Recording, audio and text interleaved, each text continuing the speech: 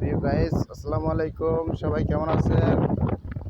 আশা করি ইনশাআল্লাহ ভালো আছেন সবাই। আমরা দেখেন আসছি নদীর মাঝখানে ভ্রমণ করতে। এই যে দেখেন আমাদের চরের মাঝখানে একেবারে এটা হলো নদী, এটা হলো চর। এখানে কতগুলো ট্রলার আছে মাছ ধরার জন্য। ওরা সেখানে বসে রয়েছে। এই যে চরের মাঝখানে আমরা হাঁটতেছি, ওইদিকে আবার নদী, এটা মাঝখানে নদীর মাঝখানে চর।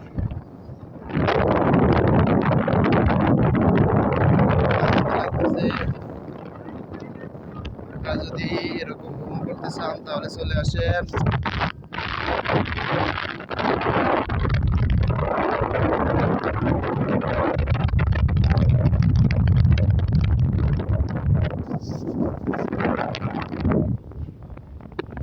এটা হলো ট্রলিং বোট।